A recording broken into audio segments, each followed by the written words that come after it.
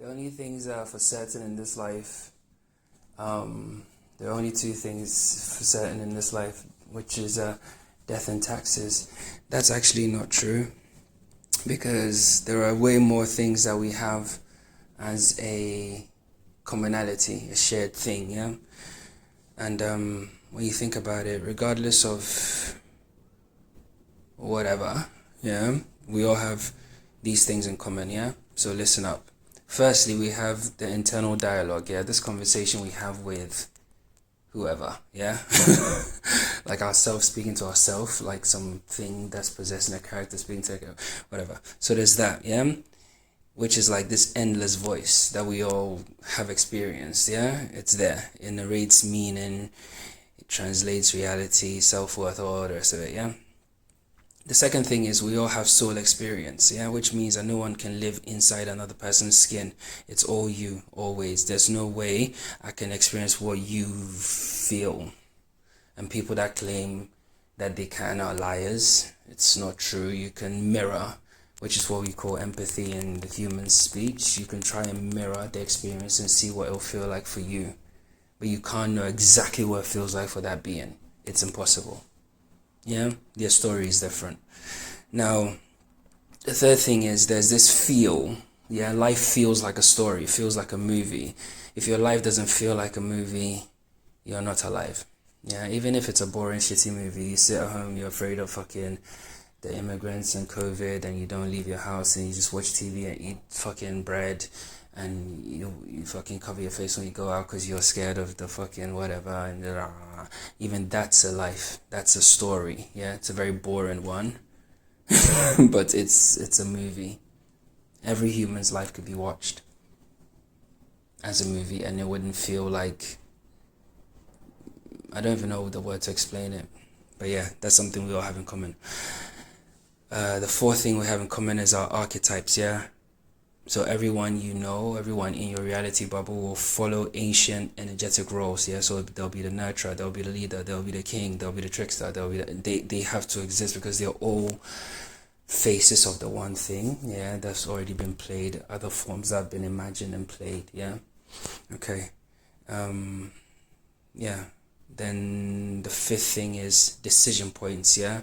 There are points in everybody's life where choice shapes fate, yeah? Even if they look mundane, yeah? You know, you chose to get up 10 minutes earlier, or get that croissant, or don't get it, or cross the road, or take that train, or take that bus, or take that taxi, decide to walk, decide to bike, whatever, all those things, yeah? Sometimes very basic things feel like big decisions and you don't know why, because across, it doesn't matter, let's focus, yeah? So that's what it is, yeah? We all have this in common, yeah? We all, it will baffle you, we all do, yeah? Okay.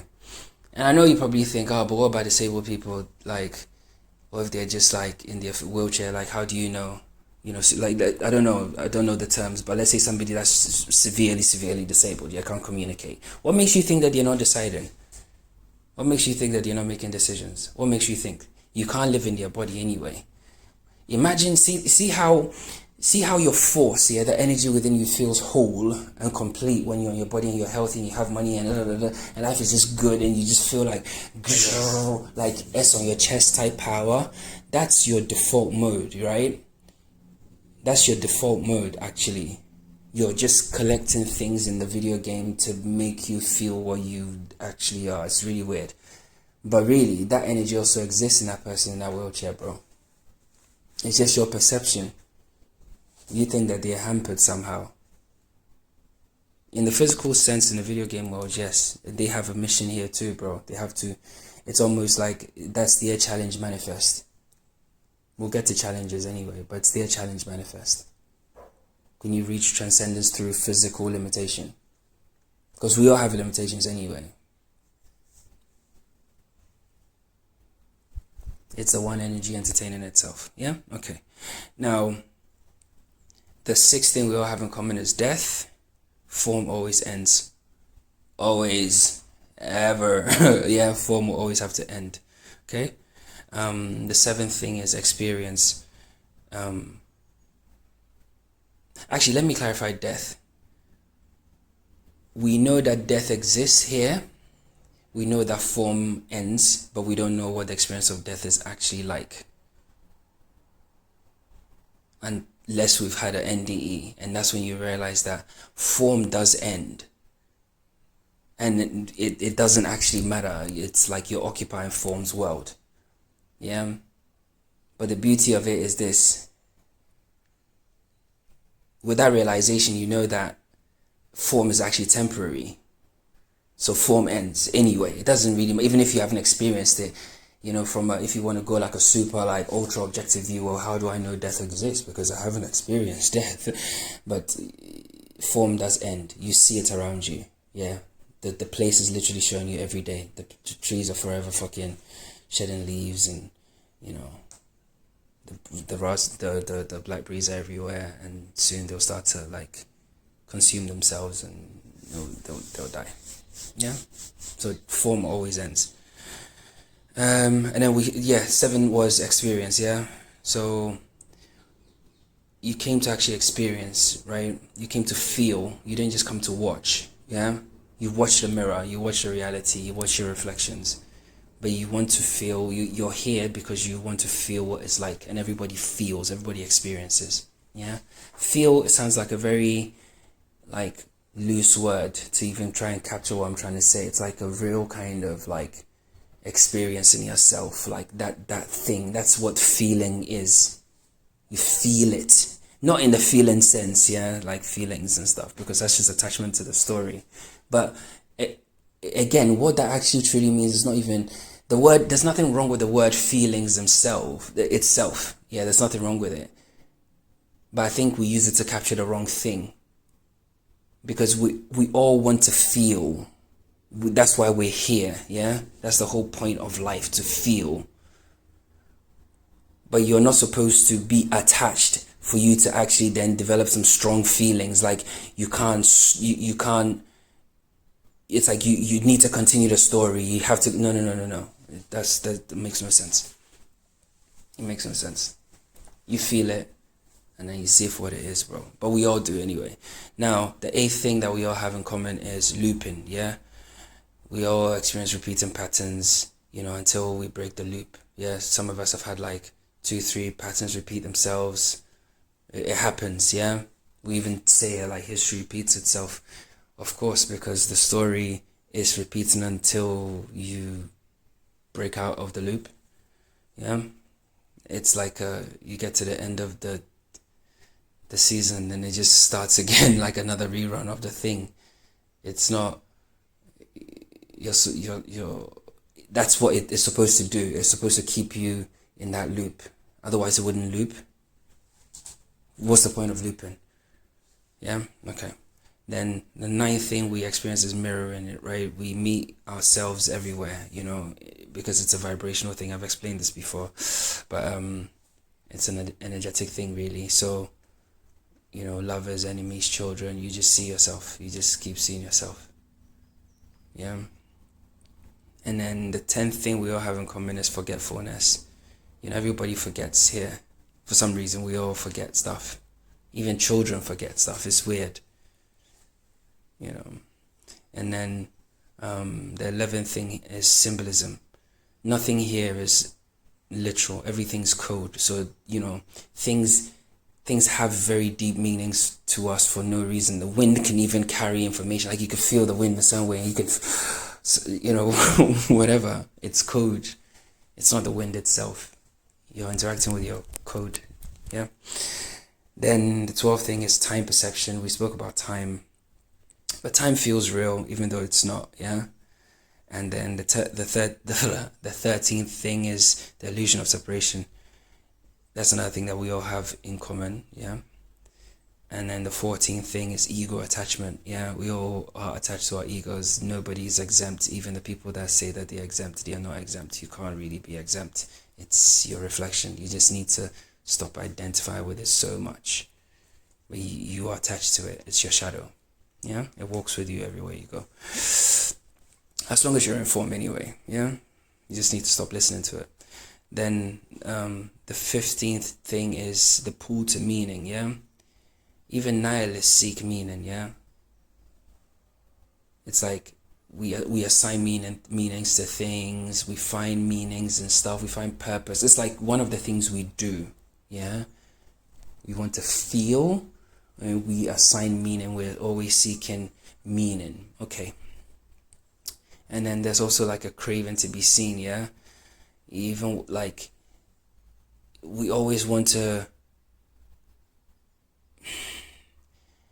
It's so strange because you're the only one in your world. You have this internal monologue. There's also this kind of desire to be seen, not even in a egoic kind of way, but you want to be seen. Yeah. And even, don't take my word for it, go and read Abraham Maslow. He talks about this. Yeah, it's we've known this since time began. Once we fulfill certain needs, yeah, you satiate the animal and you start to get to a point where, okay, now you're more relaxed, more abundant and stuff like that. The next thing is you want to be actualized, you want to be seen, you want to be respected, you want to be adored, adulated, congratulated, all these things. You want the accolades, you want your reflections to see you. Yeah, we all have it, bro. And then suffering. Yeah, suffering is also part of this game. We all suffer one way or the other. Everybody suffers. Is part of the game. You can't escape it. Now, so these 18 things I've just rattled on, there might be more. If there are more, add it. I don't know, but this is what I came up with. It's really important because we've established and we know through lived experience, yeah, and reasoning and logic, we know that we are the only ones in our microcosm. It's a fact. Yeah, you interact with reflections, but ultimately it's you. This is reinforced by the internal monologue you have, this running commentary in your mind, yeah, where there's like this conversation. I don't know who you're talking to, whatever, or who's talking to you, or all these voices, all these things, and there's something that's happening, yeah? There's a conversation being had internally. So a conversation is being had not here, yeah? Because it's not tangible, not physical. Right, okay. So let's park all this other stuff I've ever said, everything, yeah? And I'm just talking crazy stuff. These things are foundational. The internal monologue, the main character kind of like sensation, yeah? You know, first person shooter point of view, kind of like feel to life. Yeah, you have that. You have this internal monologue. You experience forgetfulness. It's the solo experience. You know, archetypes exist and story arcs and challenges and death and experience and looping and all these stuff. All these things happen in your waking world, right? Now, let's imagine for a second that God made you, or the Big Bang is real. Yeah, because these are the two narratives. Let's start with the Big Bang. If the Big Bang is actually real, I want you to think about this really logically. You're going to see something.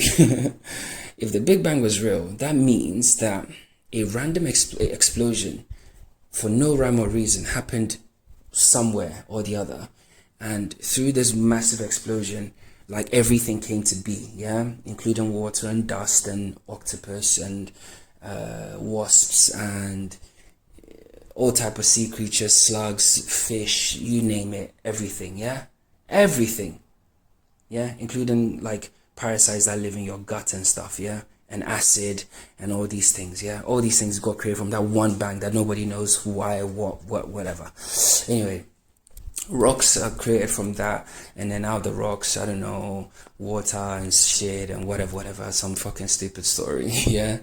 And we end up on this we crawl out of the water first. When we crawl out of the water, from a lizard or whatever, the fucking thing we are that crawled out of the water, we became a snake, and the snake became a fucking squirrel, and the squirrel became a fucking mouse, and the mouse became a rabbit, and the rabbit became a fucking monkey, and the monkey became a man. Yeah, whatever. This is I know I didn't quite capture it like verbatim, but that's essentially what they're saying, yeah? Okay, cool. So all these things, let's say it's all true, yeah? It's all real. If all that is real, but yet you are having a solo experience, your life feels like a story, you have this unique POV, You have this internal monologue, this microcosm feel, archetypes exist here, decision points, death. We all come here to experience. There's a looping, like, sensation that happens. There are cycles that happen here. We mirror ourselves, and, forgetfulness happens here. Symbolism, time perception, the illusion of separation, ego, attachment, all these things, yeah, is your lived experience. Then it's basically like the Big Bang happened in order for you to actually experience a story. If you believe the Big Bang is real, yeah, then what you're basically saying, based on what I've just said, this is foundational. You can't argue with this, bro. Then that means essentially the Big Bang happened for you to just experience your life story. This is a fact. So all that craziness happened in order for you to simply be the center of your world, yeah, which you are, to then experience life the way we do as human. It's nuts. If you think about the probability of that happening and the world working the way it is from that, bro, I don't think there is a number big enough to hold it. Probability wise, I don't even think, because it's impossible. It's impossible for a Big Bang to spawn, a soul experiencing human, that's living a life story, with an internal dialogue and fucking experience and all these things that happen here. It literally is impossible. Now, if you believe God created man, then once again, you've answered your own question, because if God made man, then literally God created man for man to experience his life story. So then why would God be mad at you for any decision you make in your life story, bro? Because that's why he made you. Based on the 18 points I've just listed, because it's a commonality, then that means it's a reason to live here. It's part of all our common denominators are part of, is basically the reason, it's the foundational block of your experience. It's a starting point to have all those kinds of things. So then that means all those kinds of things have to exist. Yeah, forgetfulness, soul experience, internal monologue, forgetfulness, symbolism, time perception, illusion of separation, free matter, ego, all these things have to be bundled together in one suit in order for the story to play through it. You are literally a story or experience. If you could imagine a story or experience in form, that's where you are. You can literally create anything, go any direction you want. I know it sounds crazy because it's like, oh, well, I can't just magic a plane out of the sky. Bro, you are saying that because the ego, the body, the physical form has convinced you that you can't. Based on the images you fed yourself through this fucking dream. You're here to expand. So that's why you've made certain things like no-go areas, like no-fly areas and no-fly zones and shit like that, bro. Bro, I always refer my shit back to the 3D. If you know, you know, yeah? Okay. Even if that's not the case, the world we live in has areas that we don't go. It's like, why don't we go there? Like, why? Like, why don't we fly over, apparently, why don't we fly over Antarctica and come around the other side? Why don't we do that? Or why don't we fly over these areas? Like, why?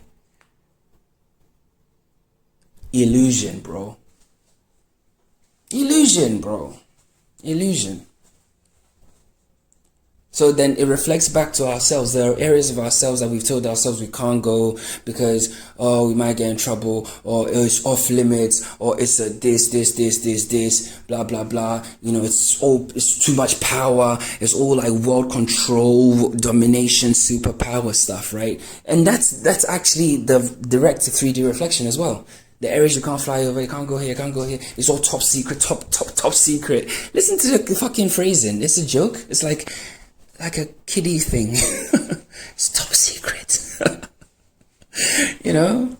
Top secret base, you can't go here because they've got things there, they got this there. Oh my god, you can't fly over here because they got a base there. Oh my god, these guys have got a base here. Bro, you're describing your own internal psyche, bro. You've blocked off your own self, bro. We can do anything. Our ancestors used to do mad shit. Our ancestors is literally a story for your capabilities. If you don't know, let me tell you now. Your ancestors is a way to translate your abilities, yeah, in kind of memory form, vibrational form. So you know, people feel nostalgic about it, but you only feel nostalgic about it because you've experienced it before. You know, there's a realness, there's a connection there. Yeah, bro. Our ancestors used to do mad shit, bro, which means that we're capable of mad shit. Mad shit, bro. But instead, we're sitting there talking about pronouns and stuff, bro. Imagine. Can you see the depth of the illusion? Grown men and women talking about these are my pronouns and stuff. Bruv. Bro, it sounds like a joke, but it's real. Like, people are talking about, you know, why some fucking, you know, I don't even know what's on the news. I don't watch TV, but it's always some stupid stuff, right? It's always some dumb shit. It's always some dumb shit, bro. It's always some dumb shit, bro. It's all stupid illusion stuff. You know? Physical narratives. Nonsense upon nonsense, bro. But the crazy thing about it is you bind yourself in that world. The rules of that world apply to you, bro. It's true, bro. It's literally the game. You snap out of it one day and think, oh, fuck. Bro, don't take my word for it. Go to any old people's home or go and ask any fucking, or even fucking search, yeah, for the number one thing that people when they're dying say. They wish they were more real. They wish they literally broke away from the bullshit and lived authentic lives. I'm not talking shit. Go and look it up yourself. If you got old people in your family, go and talk to them. They'll tell you. They wish they would have fucking taken that trip or that job or run away with that person or gone there or gone this and da-da-da-da-da. Because it's almost like a realization that, oh, I took this path of decay towards the end. The person that's lived fully will not have no regrets. It will be like at the end of a really fun ride. Like, whoa! And if they're coming again, they're coming again just to experience it again.